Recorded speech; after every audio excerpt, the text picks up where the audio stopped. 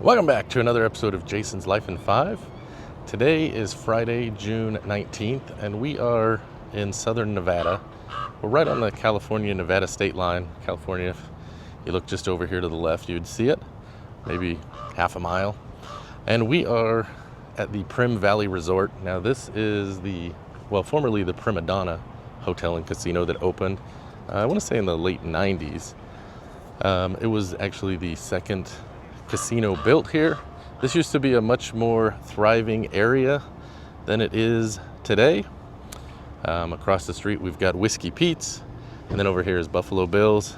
It used to be a lot bigger destination for people coming from California to Las Vegas, but since then it's kind of fallen on hard times, and we're gonna take a quick look around the property and see what else we can find in today's adventure. So when you enter the casino, you're greeted by kind of a ghost town of a gambling area.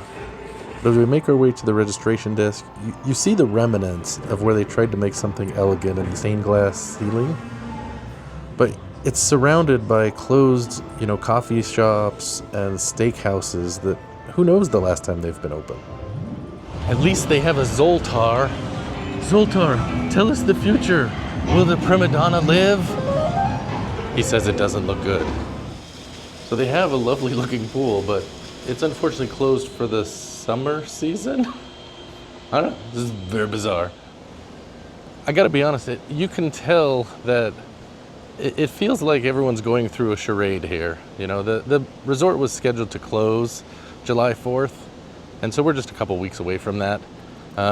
Just last week, they, as I said, they announced that it was gonna be saved, but it just feels like everyone's going through this weird charade where we're pretending everything's okay, but we all know it's not. It's just a very bizarre feeling here. Now, the biggest attraction at the Primm Valley Resort has to be the Bonnie and Clyde death car. I remember this used to be across the street at Whiskey Pete's for a number of years before the hotel here opened, but it's really kind of the last real attraction to see here, I think. Now, the Bonnie and Clyde death car is kind of an interesting attraction in that really it has a morbid history if you think about it. There's this fascination with these outlaws who committed horrible acts, and yet the public was just fascinated with them. And they have the timeline and some pictures of them while they were going around and committing their crimes. And for those of you that are fans of weird mannequins, they've got a mannequin of Bonnie and Clyde. I don't know if this is realistic, because she was actually, it says, only 4 foot 10 inches tall, so it might be a little over-exaggeration of her height. But they have some of the newspapers and, different artifacts from around that time talking about when they were ambushed by the posse. And then in front of the car, it's interesting to see all the people that have kind of thrown their tickets over the wall, but they're all like 50 cents. Tanya's trying to get away. Let's get her. Bang, bang, bang, bang, bang, bang. Bang, bang, bang, bang, bang, bang. We got her. Now behind the death car, I'm not sure exactly what is going on in here. There's weird mannequin parts and a weird mannequin like in timeout up against the wall. In addition to the Bonnie and Clyde death car, they have the Dutch Schultz armored car. He was evidently a prominent member of the New York City underworld during the Prohibition era. See lots of bullet holes riddling this car as well. Now just down from the Bonnie and Clyde death car, right across the way, there are some little used casino machines and tables. Looks like these may not have been used for a while. And then there is the entrance to a shopping mall. This shopping mall is kind of a strange place because it's almost completely abandoned. I think from what I understand, there's one store still that is functioning in here, but you can see there's really not much going on. It looks like there's a barrier down here, so we'll look and see. So this opened in 1998. They had a premium steakhouse in here that got lots of great reviews. It was quite a happening place. People would come through, do some shopping at the outlet mall, and now you look in here, it's really, really kind of sad. It's strange to be here and, see how this place is abandoned. There's really nothing going on. We're about the only people down on this end. And, like my wife just asked me, she's like, if it's abandoned, why are the lights on? And I don't know. It's like we're just pretending everything's okay. Nothing to see here. It's a really bizarre feeling.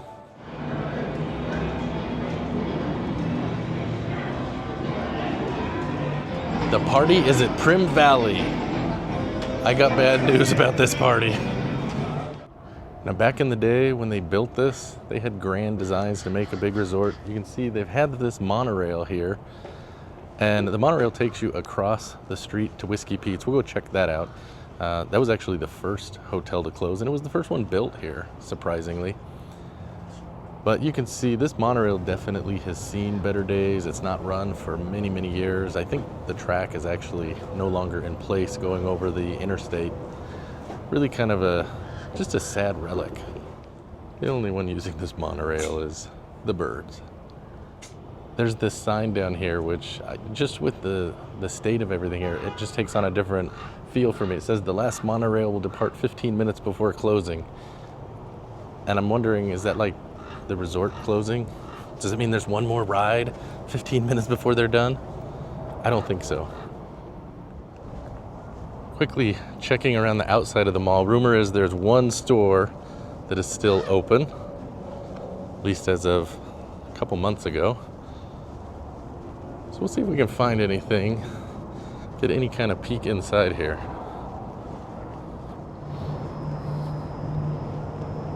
See the murals on the outside have seen better days. We found the last holdout, Sandy Thrift, complete with dancing tube man. Just over there is California. Not too far, you can see the Lotto store sign, and that's in California.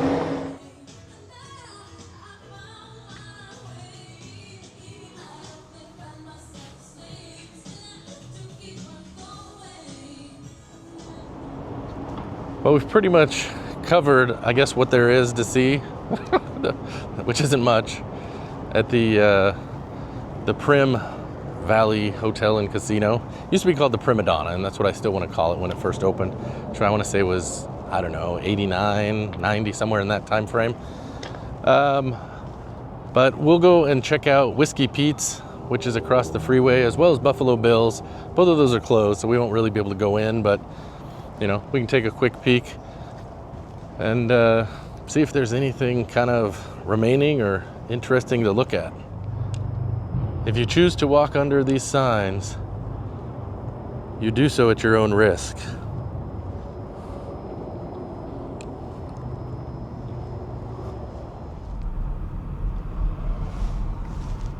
Ahead is Buffalo Bill's. This was the last one built here out of the three big resorts. And it actually, I was surprised when I read that it actually didn't close until last year. I think it had kind of been closed off and on since the pandemic especially. This one was always iconic because it has this awesome roller coaster. It was called Desperado. It reached speeds of like 80 miles an hour. And they also had a log flume ride that went through the casino and in the resort. Kind of a fun idea. And we actually stayed at all three of these resorts. And so this one, I remember staying there and having the roller coaster track right outside of our window. But it's interesting to see it now. It's all shut down. I think I read online that occasionally if they had, shows or events, they might use the event hall here. But pretty much it is done. You see signs for sale. And it looks like mostly the ravens have taken over. I can hear ravens over there on the track and, just see them causing all kinds of commotion and cawing. So, yeah, it's very interesting. And in a lot of ways, it's sad to see this kind of change and go away. But, yeah, we'll go and check out Whiskey Pete's next and hit the last one of the three.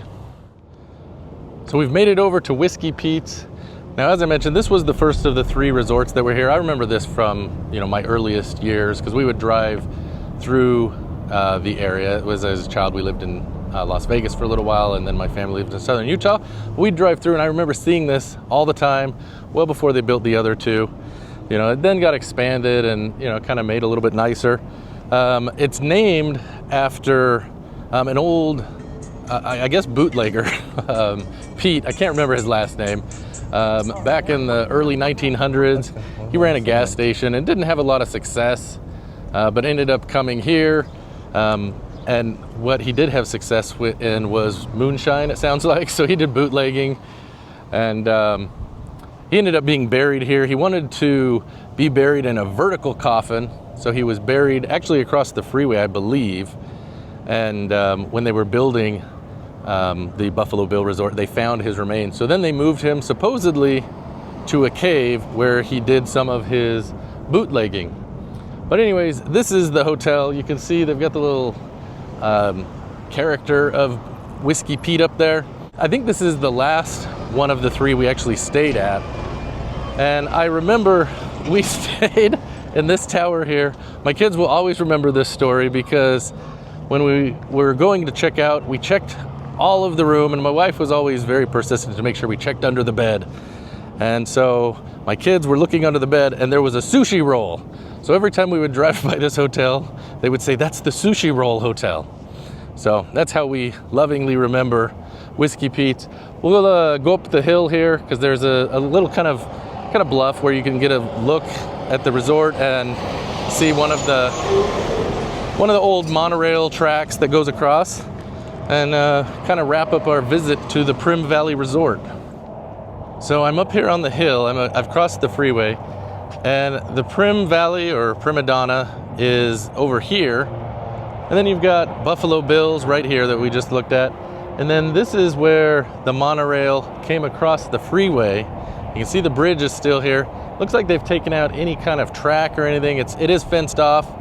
And then this, you see, it comes down around here and then would continue on to Whiskey Pete. So I guess you could do one big loop.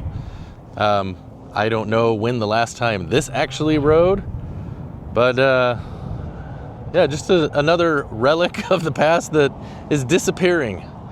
So it's kind of interesting because you get a view and can take in kind of the whole property and really the whole three resorts.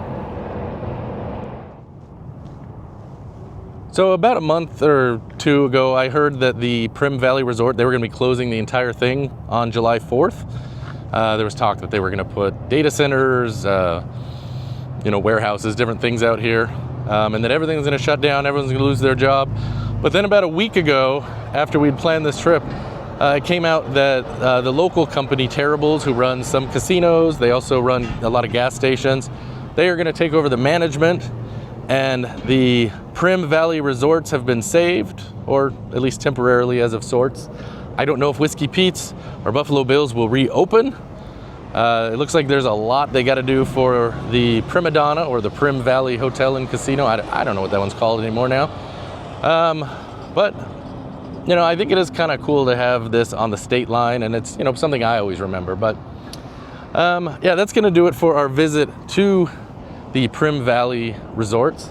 We're going to go ahead and make our way into California, and then ultimately over to Kingman is where we'll be staying tonight. So let's get on the road. Making our way across the Joshua Tree Highway in the deserts of Arizona and Nevada to the city of Kingman, Arizona. This will be our accommodations for the evening, the El Trovatore Motel. I'm excited for it to start to get dark so we can see the neon lit up. Hotel is, I think, 90 years old, either this year or next year. One of the old Route 66 originals. Behind me is one of the icons of the hotel. There's the tower. It looks like a radio tower. I don't think there's any purpose to it other than the sign. But it has the El Trovatore name on there in neon. When I was checking in, he was telling me that the sign actually does not turn on anymore. During the pandemic, it was struck by lightning, and so they haven't been able to light it. He said it was actually not working for like 50 years, and he had got it repaired and up and running about, I think he said 15 years ago. But yeah, it's been down for a little while. He said that he is looking at getting it done, but he's like, I'm 70. I don't know if I'm up to it. But he does have, I guess, some offers for grants, either from like a Route 66 commission or the local government to get it up and running. But he said he's not sure if he wants to do that because with that, accepting their money, there's usually strings attached. So he's trying to decide if he wants to do it himself or get it fixed. He said in the next couple days he might actually test it. Fortunately, we won't be here to see that, but that would be awesome to see that all lit up.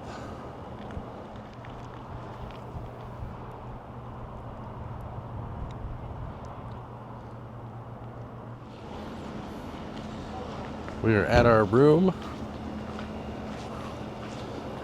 146.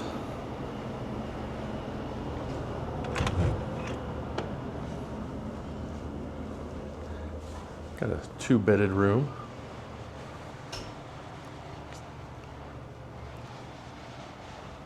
So I'll show you my favorite feature of this room. You come back here to the bathroom and you've got kind of a little bit older facilities as you'd expect for this type of hotel. But they've got this shower. It's this little tiny closet you come in. And you're in this little cave.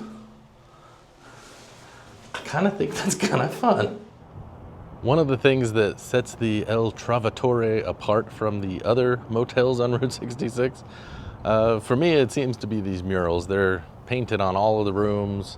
We've got one on ours. It even covers our window, frankly, which is kind of cool. But you can see here the world's longest Route 66 map. So we'll take a look. It actually covers a number of the rooms. It's kind of interesting. So we start here in Chicago, Illinois. And then we come along this way. Let's see, we make it to St. Louis, Cuba. See Springfield, Missouri, Joplin, a little Charlie Brown action. Then we're into Kansas. That stretch there is about actual size. You've got the Catoosa. That's where the blue whale is. Surprised they don't have a mural of him. Got a little Oklahoma right here after Mickey. The Roadrunner. Come on down to the Shamrock. Get a little peek inside a room. Then we're into Texas.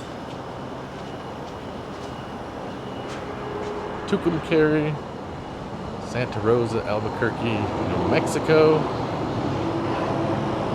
Then we're heading into Arizona. So you got Holbrook, Winslow, Flagstaff, Williams, Kingman, home of the El Trovatore where we are. Down to Oatman, that's probably where we'll be going tomorrow. And then into California, onto the coast. Santa Monica, end of the trail.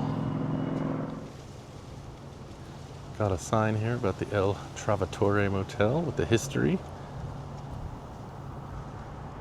Started being built in 1935. And then for a while there was an auto court, service station, and cafe that were built here. And there were a lot of celebrities that stayed here. Charles Bronson, Jane Russell, James Dean, Marilyn Monroe, Clark Gable, and Don Knotts. When we were checking in, the owner of the hotel was giving us a rundown about the history, and he mentioned the celebrities that stayed here. And he said, and now you. So I guess he's probably seen what a big deal my channel is. We are down on Route 66. We came down the road. This is one of the highlights, places that people come to eat in Kingman. It is Mr. D's Diner. They're famous for their root beer, supposedly. So we'll go in, have a little good old American diner food on Route 66, and have a little dinner. My cousin's joined us. He's going to be with us for the next day. So, yeah, we'll see what else we can find on top of some dinner.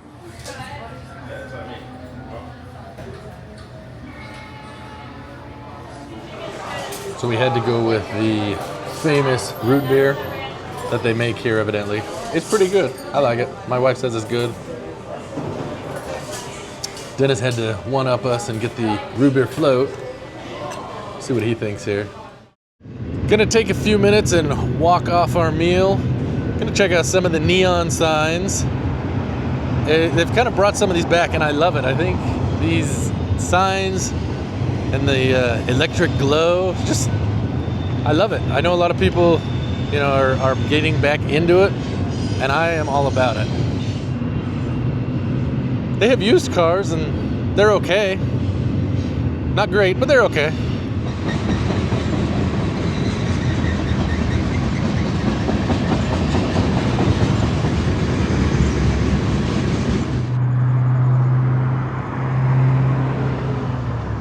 Garibaldi's.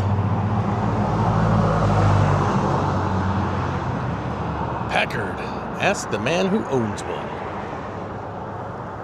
This is kind of a cool, old-looking garage. I'm not sure what they use this for. If it's just restored, but it's got that neat mural, that neon. I love it. This has got to be the coolest post office sign I've ever seen.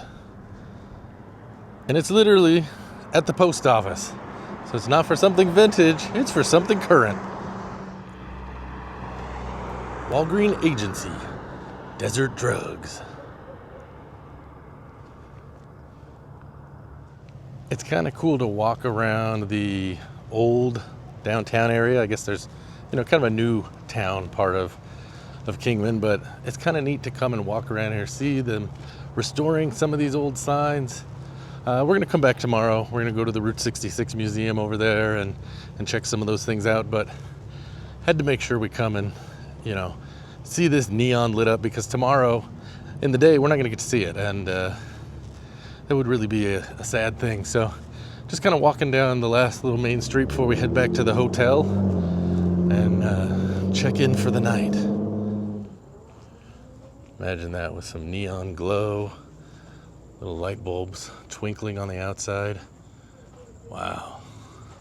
So it looks like the club is open. I see people in there. But don't have that sign restored yet. But heading back over towards the car where we're parked. I think I see a couple other, neon signs we might take a peek at. Floyd & Co. I think it's supposed to say wood-fired pizza. It looks like it says Wooden Nerd Pizza. Behind me there is the old train depot. Kingman was actually founded as part of the railroad, not Route 66. And it's an active railroad now. I mean, I've seen a couple of trains going by. There's another one that's just pulling by right now. And it's kind of neat because you see these trains with the old depot. And we'll probably go check out the museum tomorrow, maybe, if, I guess we'll check the hours and whatnot, but probably check that out. But they got this cool water tower with a mural of a train painted on it. And you got the old steam locomotive. You've got the new current, I assume it's diesel running. It's really kind of a neat thing to see. So love that. Just don't have a lot of that where I live. There's no train tracks in my town. And it's kind of awesome to see. And there is the El Trovatore Motel, neon in all of its glory. Would you look at that? I love this sign. I think it's amazing.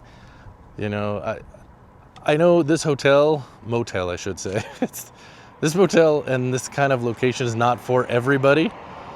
If I was looking at reviews, and there's a number of people that give reviews and they talk about how much they love this place, it was wonderful. And then there's others that they're like, this place is old and run down. I'm like, this is why you come here. This is a piece of history. The El Travolta. Hey, Sandy, El Travolta. Or Trovatore, we'll give him a break. But yeah, I don't know. I enjoy staying here. If that's what you are looking for, this is definitely a great place to stay. I know some people, they'd rather stay at the Marriott and a new, everything's fancy, but I think there's kind of a charm to this, and I love it. So we're gonna check out Kingman tomorrow and go out to Oatman as well. I've never been up there. Gonna do some driving on Route 66. Evidently there's a treacherous road, so maybe it'll be the end, who knows. But definitely gonna check out some donkeys. That's the part we're excited for. My wife's like, what are you talking about? But she'll see tomorrow. So that is gonna do it for this episode of Jason's Life in 5. Thanks for hanging out with us. And, we'll be back with another adventure. And until then, happy travels.